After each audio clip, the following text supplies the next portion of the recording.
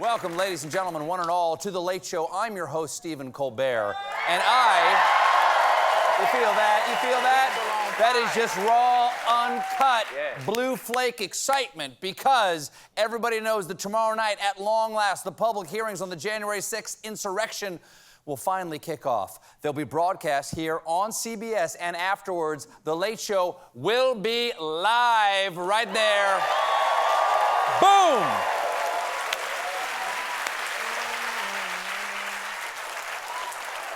So, tomorrow night, tune in to watch me talk about what happened when they were talking about what happened on that day we all said, what the hell just happened?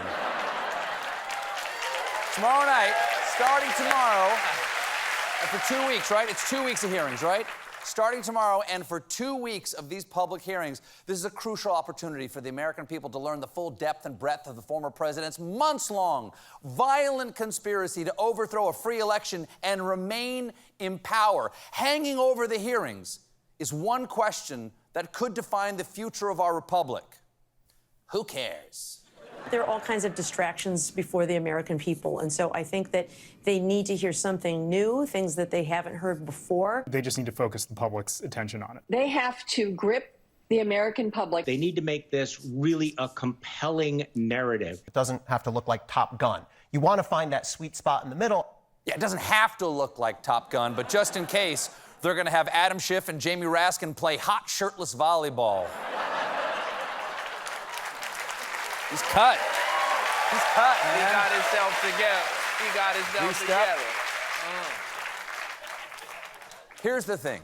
Hearings only matter if people are hearing them, which is why we at The Late Show have put together a promo guaranteed to put the asses in the TV seats. Jim? Thursday, under the Capitol Megadome. It's the hearings on January 6. A Constitution-crushing lineup of insurrectionist mayhem, featuring explosive revelations about the Wine Gremlin, the Oxy Ogre, and whoever the hell this is, bringing the pain to former President Schmuckosaurus.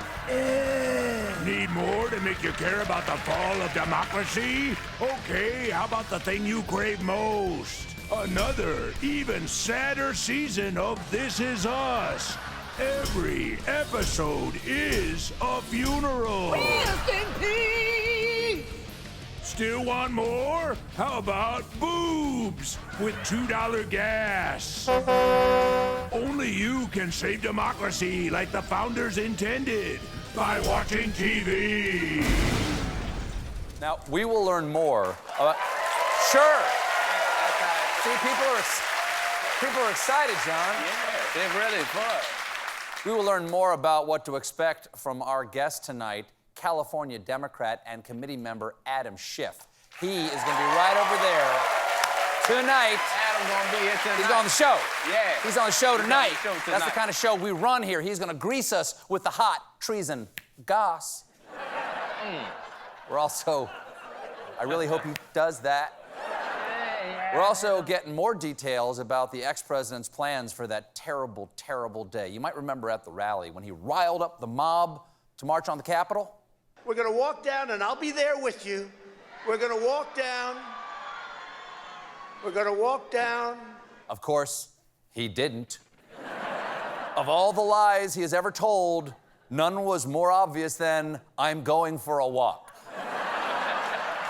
Now, remember...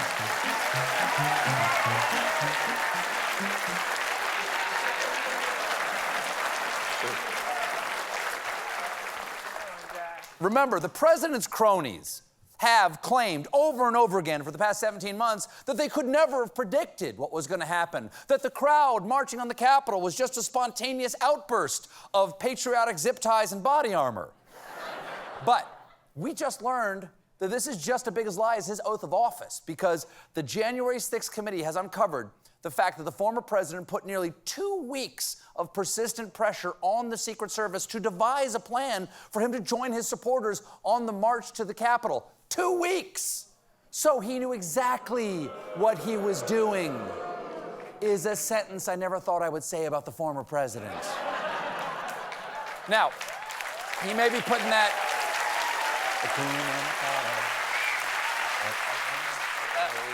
Now, he may be putting the pressure on, but the Secret Service said, sorry, you can't. But then, on January 6th, the former president just went on stage and said, hey, let's do it anyway. So the Secret Service scrambled to look into a motorcade that would escort him to the Capitol, but ultimately scuttled the idea as untenable and unsafe. Coincidentally, also the Secret Service code names for Don Jr. and Eric. I think it's all right, untenable and unsafe.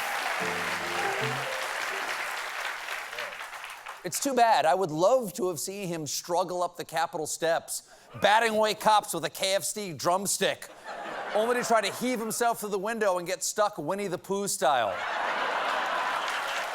Hang some tea towels. Hang some tea towels. Put some antlers on it. We've got an update on the plague. No, not that one, the other one. And I'll catch you up in the latest installment of my twice-running segment. Dawn of the planet of the monkeypox. You gotta tell them monkeypox is people! Up to this point, experts have repeatedly said that this virus can be transmitted only by close contact, like sexual intercourse. But now they're saying monkeypox can be airborne too. And I'm being told we have footage of the scientists making the discovery.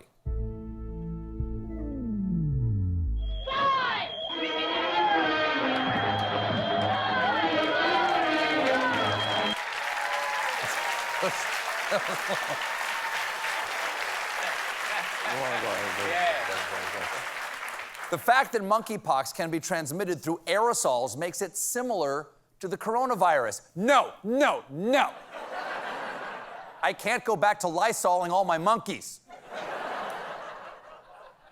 In happier news, inflation. I didn't say happy. I said happier than monkeypox.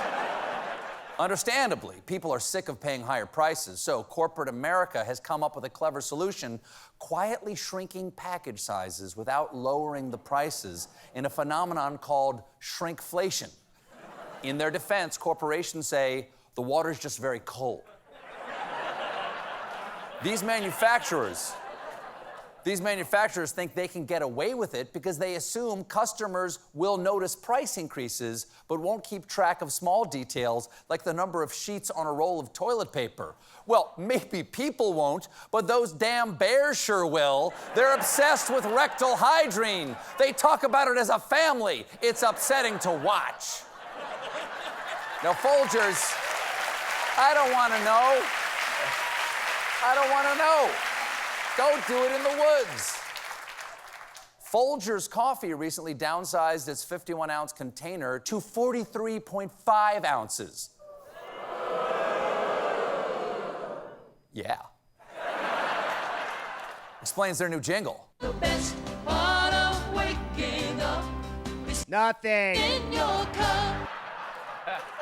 But beautiful. The most troubling change is that bags of Frito scoops marked party size used to be 18 ounces, but now they are 15.5 ounces.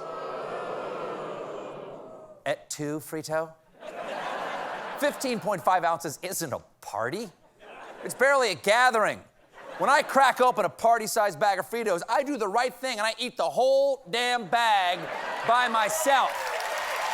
Yeah. Yeah. Yeah.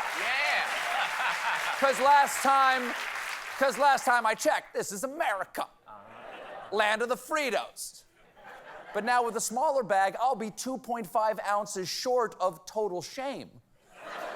So I'll have to open a second bag and then I'll finish that one because, again, freedom. But now after 2 bags, 31 ounces of Fritos deep. I feel terrible about myself, and there's only one thing that makes me feel any better. Another bag of Fritos. This way lies madness and onion dip.